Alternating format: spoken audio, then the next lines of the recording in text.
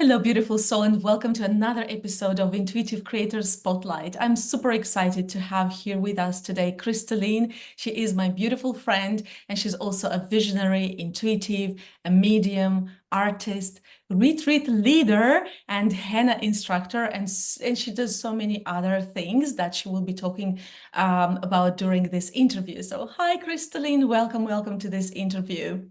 Hi, Stella. How are you, my darling? I'm good and happy to have you here.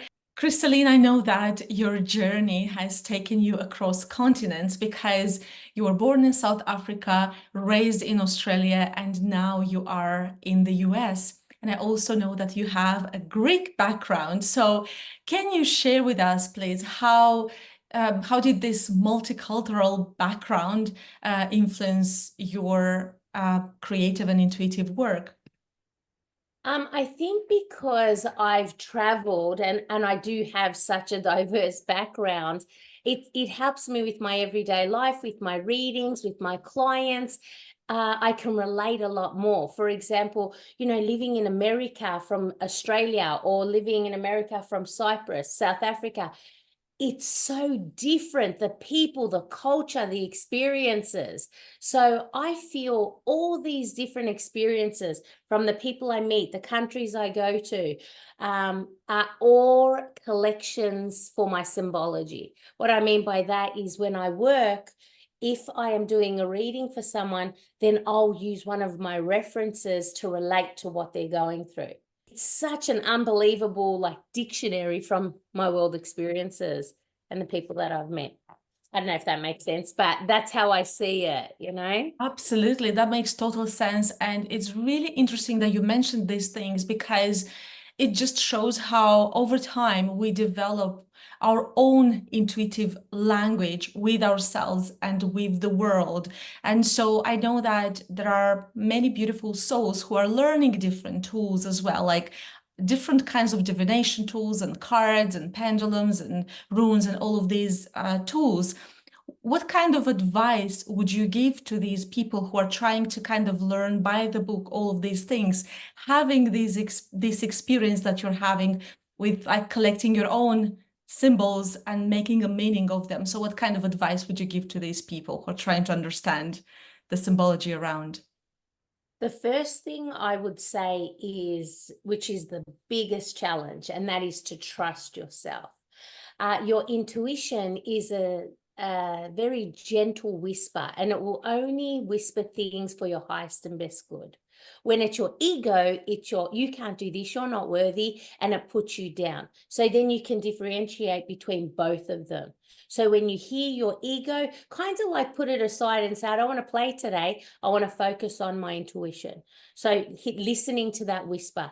Nobody knows yourself better than you. So when you're driving and, for example, you hear get in the left lane, right? Or right, whatever.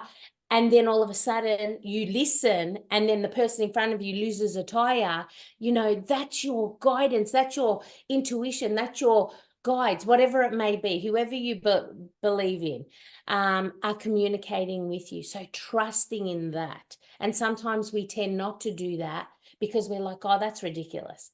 But so many times it is proven that when you listen, it really is for your benefit. So trusting in yourself, you really do not even need tools. You have all the answers within you. The tools are just something maybe to build the confidence or even as a visual for someone else. For example, if you're doing a reading for someone, sometimes people want the visuals of a card, but really you could read in a glass of water if you wanted to. You could read watching my glasses, So there is no cookie cutter way. The most important thing is spiritual hygiene, that there is an etiquette when you're in this industry. You don't just walk up to people reading them, stuff like that. But it's basically trusting your intuition. I love that. And it's always work in progress, isn't it? When you continuously work on connecting with your own intuition, it can be a process, and it adds up through our life experience as well. Because, as we go through something, we absorb the information, we reflect back and say, okay, so that meant this. So Thank you so much for sharing this, Christalene.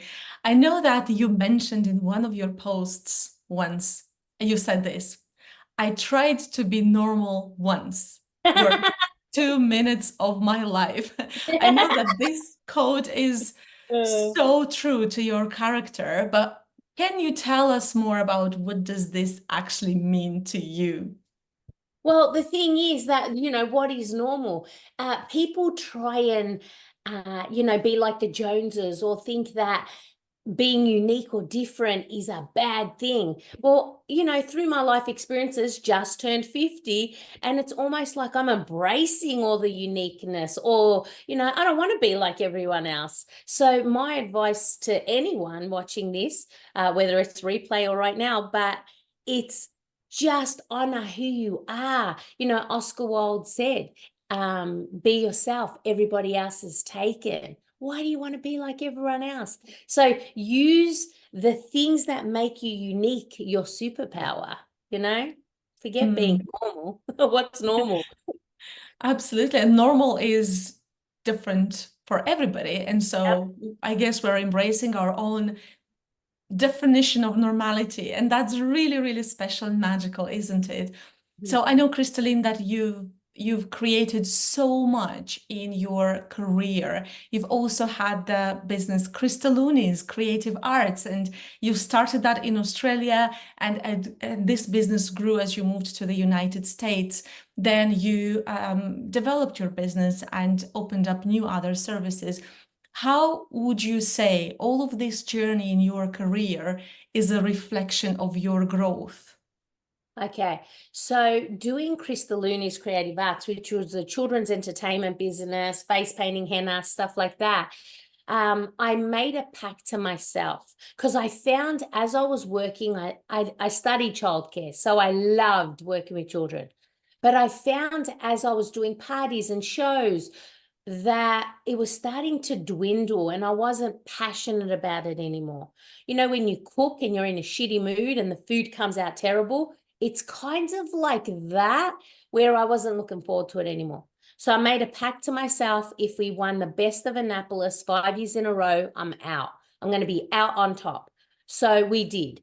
And then I honored my soul, my guidance, and I continued to work, with clients, doing readings, did Reiki for 8 years. And then as I did Reiki, that kind of dwindled. I found like I wasn't passionate about that anymore, but I am about the spiritual guidance and coaching. And I find that honoring myself and my growth was that listening to what felt right and what didn't, even though it was a very scary thing, because my identity was Crystalooneys Creative Arts. That's what I was known for. I wasn't known for Christalene Visionary Intuitive.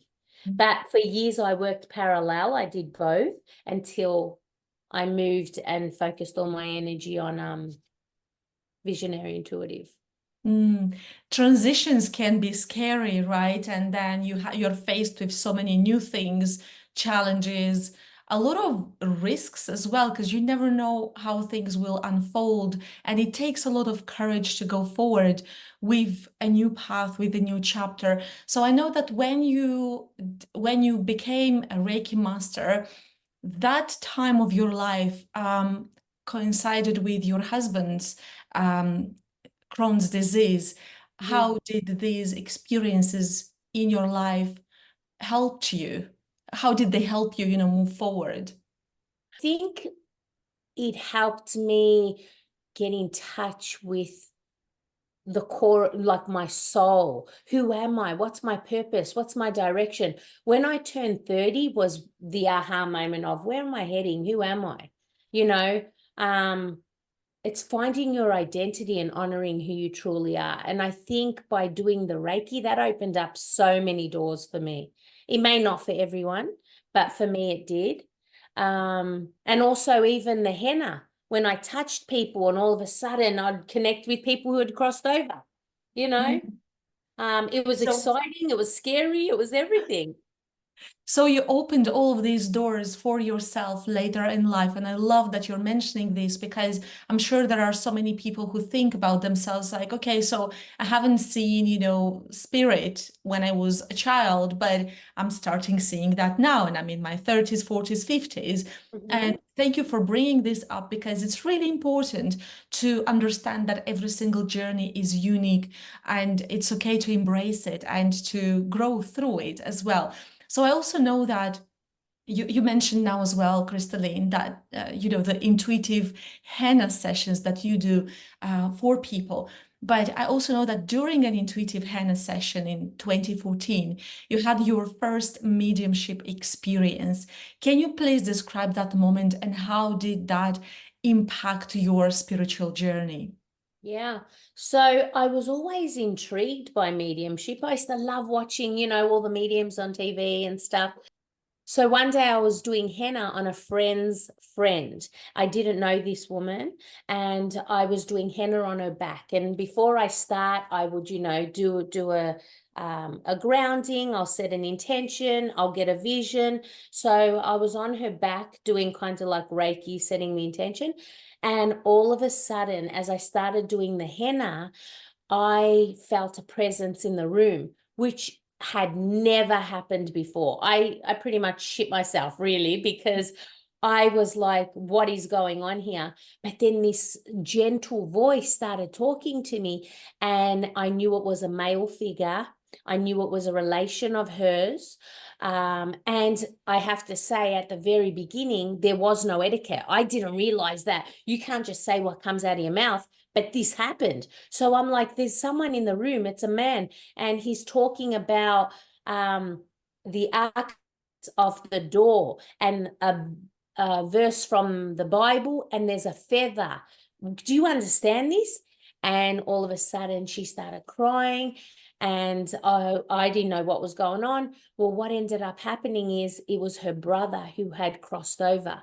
And every day he would go to work, him and his wife would kiss under the door. And on top of the door was a feather and the verse from the Bible.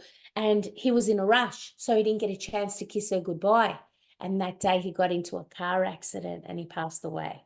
So Mhm. I spun out, because how would I know this information? I'm just doing a henna on someone. Yeah. And that was the first day of the rest of my life. It changed everything.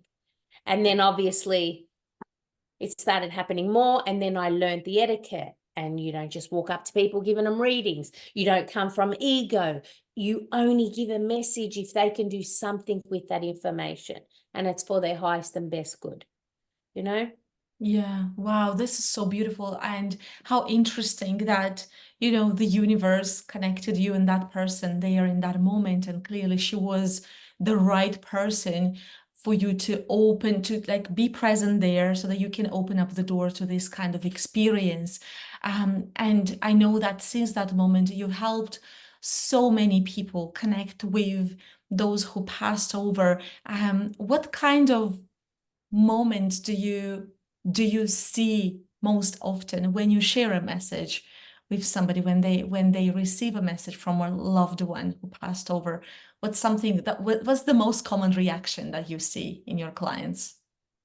Well, I think for me, it's so important the way it's delivered.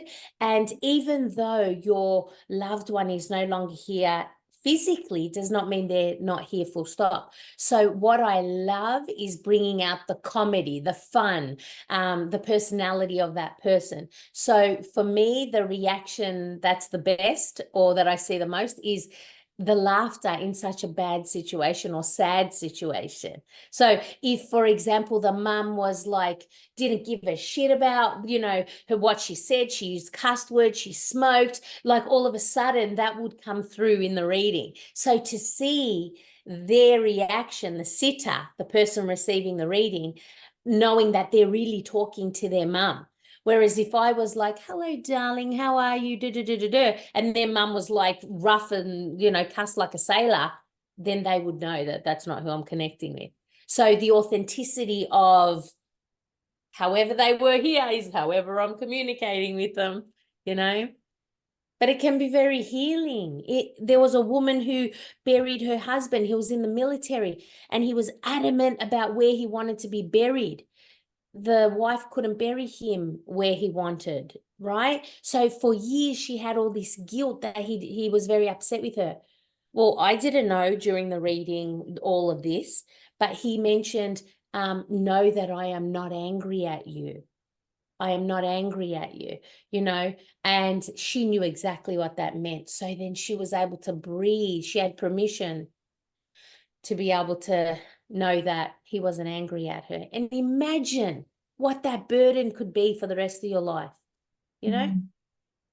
And what a beautiful messenger you were for these people, because you are right. A lot of the times you see or hear about mediumship as something that is scary, that is very like difficult to face.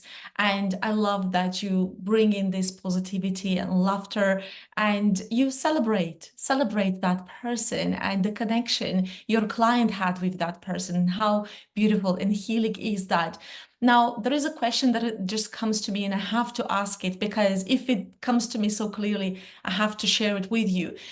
Because I've heard many times, even from mediums, sharing this, that those people who died by suicide, they don't share messages or they don't talk, as they refer to that.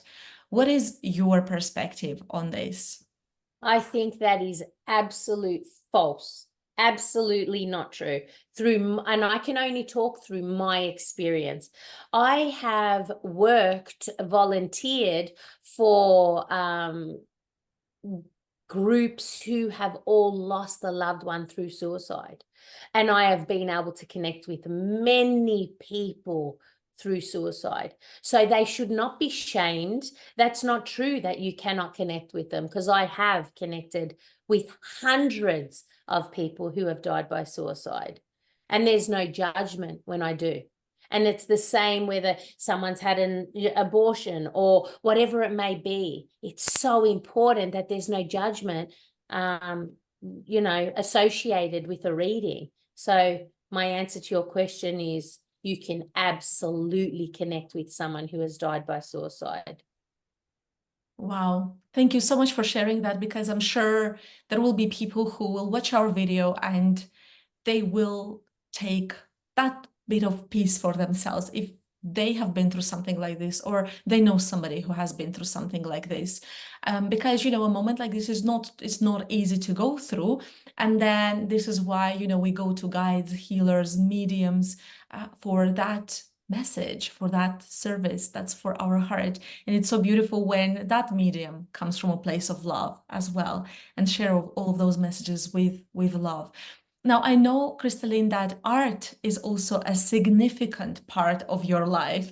And I know that every time I see you, you always do something with your hands. You Yeah. always create something. How is that helping you in your daily practice or even in your healing practices? Well, honestly, I do not sit and meditate every day. I can't do that. But my form of meditation is creating, whether that's making my own oracle cards, painting paintings, doing body paintings, literally painting on a body, henna, any way to express myself where I don't know the outcome. It's just surrendering, going with the flow, allowing myself to do whatever it needs to do. And then the outcome, I can stop and then assess, okay, what does this look like? What does this mean? But it's truly that saying, enjoy the journey. Don't just get to the destination and realize you're there. That's exactly how I see my art. It's about the journey. I'm going to create regardless if I sell it. I'm going to create. So I think also that helps. I'm not creating for the sake of, making money. I'm going to create regardless. The amount of artwork I have is not even funny. But it's my form of meditation and I would have it no other way. And I never went to art school. I didn't get no degrees in art. So for those of you watching, don't think, that you need an art degree. Great if you do. But if you don't, you can still create. And don't worry about perfection. There's no such thing. There's no such thing, you know?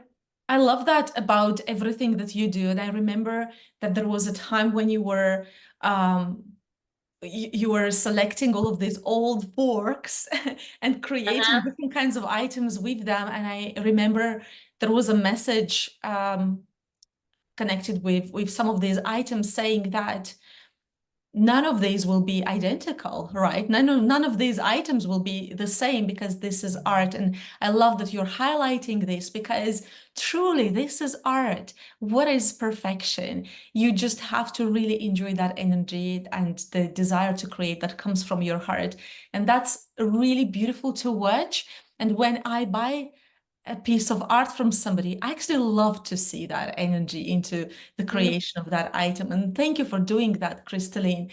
So I know that you took all of this experience, life experience, career experience, and you have also helped a lot of people. Like you said, you volunteered for those who had their loved one they passed over by suicide. You also volunteered for those who struggled or dealt with cancer.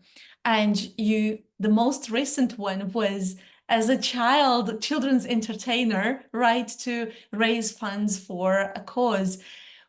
Why do you choose to do all of these things, Christalene? That's such a great question. I think it's so very important to give back in regards, and not because of clout, not because of what you're going to receive back, genuinely from your heart. When I feel like I'm abundant with the people in my life, not financially, but with the people in my life, the experiences. So as I receive, I give, and that's just an ongoing cycle. Plus, community is very important. Creating a community where people feel supported, and vice versa. It's give and receive. But giving back is one of the best feelings you could ever give or do. You know, that it's like adrenaline. So knowing that we just did this Authentic Australia show for children, raised $4,500, gave it to a family that was able to sponsor a child with a disability in Bulgaria. Oh my God, what more could you ask for when you're making that phone call to say, hey, we have funds for you? What that can't even be replaced. So it's not even work. It's exciting. It's great. I think everyone should give back in some small way, whether it's a smile at a complete stranger, a compliment. It doesn't have to be something that's going to take so many hours of your time. This is so important. And when you do these things, it's you who is like sharing the energy and the time. But then there are so many other people who come to this show, for example. They are invested, they bought the tickets, they are present, they engage in those activities. And together, like when we do these kind of things together with the people who join us, we raise the frequency.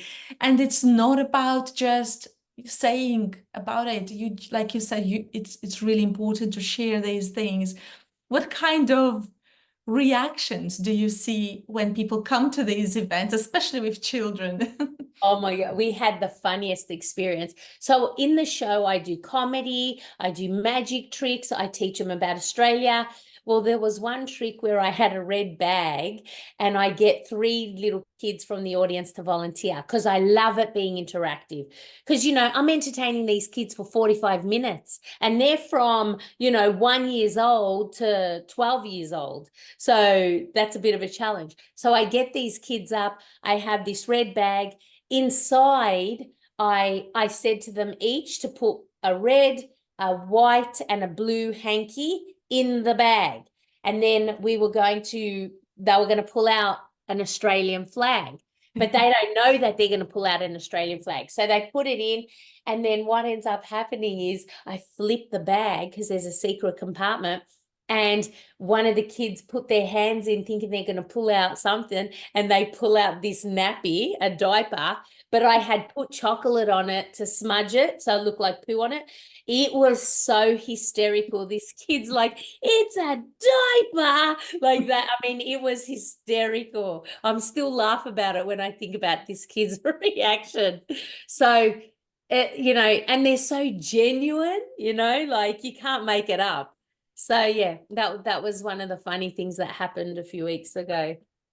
Yeah, and you know, those moments, they will stay in their memories for the rest of their lives. And Yeah. what a beautiful gift that is as well. And then for their parents to witness that too.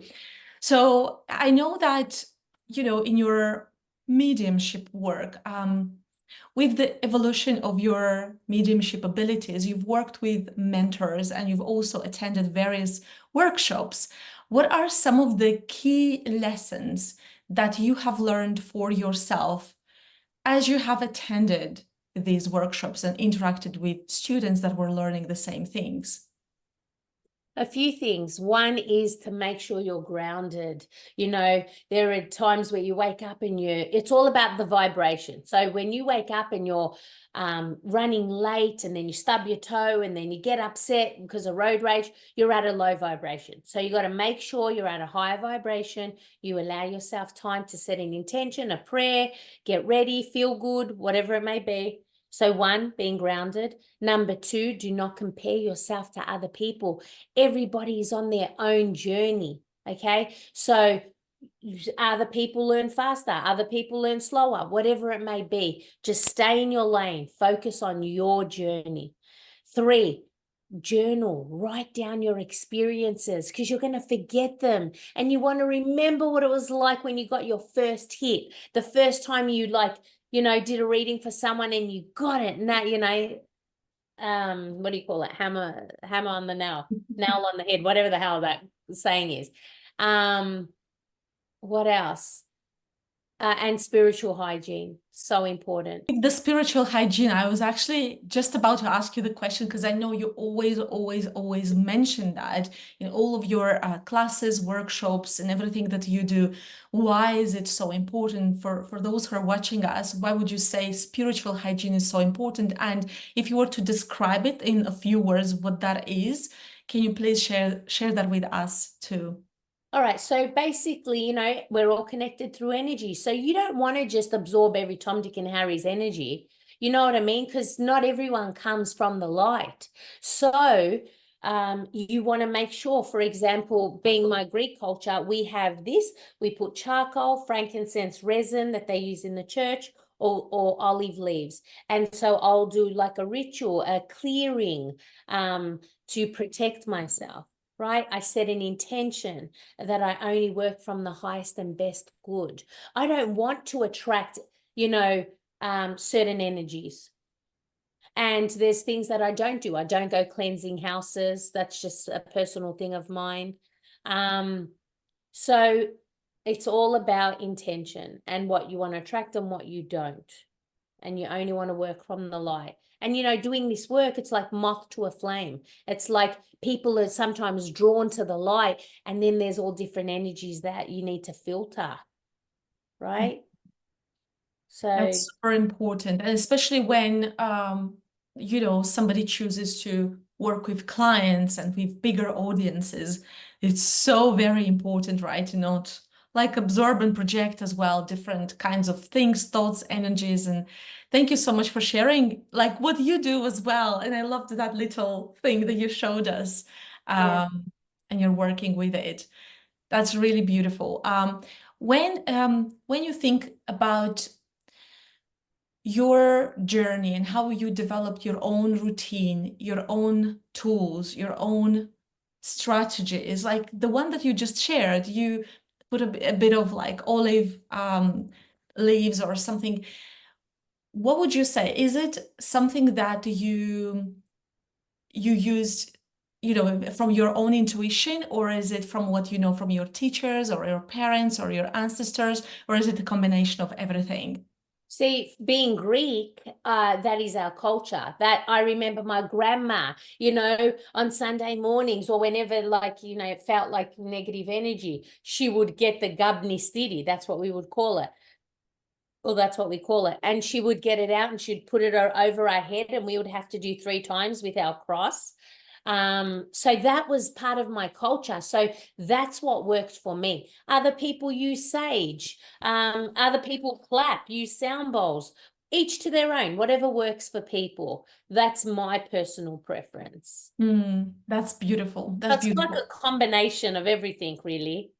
Yeah, that's a combination. And I'm sure that if there is anyone who's watching us, even if they're not Greek, but they feel like, oh, that's a good thing, they may get inspired and decide that this is for them as well. So whatever resonates with everyone. And thank you for confirming this and for sharing this message. So for those who are inspired by your journey, Christalene, and maybe they want to explore their own intuitive and creative abilities, what kind of advice would you offer them to begin their journey and embrace their true selves?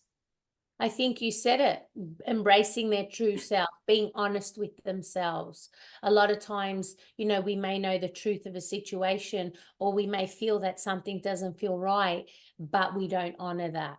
So, for example, if you are in a friendship that is fizzling and they bring out the worst in you, whether it's a relationship, a friendship, honor that, do what is best for you. If something doesn't feel right, it's not. So you need to begin with going into your core and working on your shadow side, the things that you like and don't about yourself. Pay attention to the things that trigger you, because they're the things that you still need to heal from. All these little things are going to help you honor who you are. And once you do that, and you're open to receiving, then pay attention and just honor whatever it is you get and trust who you are. Because again, nobody knows yourself better than you. Thank you so much, Christalene. And as we're wrapping up this interview, please share with us some of the exciting projects or events that you're working on, so that everybody who's watching us can connect with you and ask for more details. Thank you. I do have an Ignite Your Intuition retreat in August, but it just sold out. But we do have one in Costa Rica in January. We have either 4 spaces left or 2 spaces left. Depends if people want their own room or to share. That retreat is receive, rejuvenate, and reset. And it's about being looked after. It's a luxury, phenomenal retreat with amazing practitioner. So check that out on the website. And then, there's all the new products that have just come out. Oracle cards, lunchbox cards, positive effing cards. So, there's always a bit of a spin. But yeah, just check out the website. And if you're called to work with me, reach out. If not, that's okay. But it was such a pleasure to hang out with you as always. And I look forward to connecting with whoever needs to, whenever. Absolutely. Everyone who's watching us, just check out the description of this video. You will find Christalene's website, her Facebook business page. Please go and connect with her, because she is always into the creation of something, and is very inspiring to watch her journey. So connect, see what she's creating, see what she's working on, events, retreats, and reach out to her, because she's a beautiful, beautiful soul. And I'm super grateful to be connected with you, Christalene. Thank you so much for being here today with me, and I'll see everybody again soon. Don't forget to subscribe to the channel and like this video. Take care. Bye.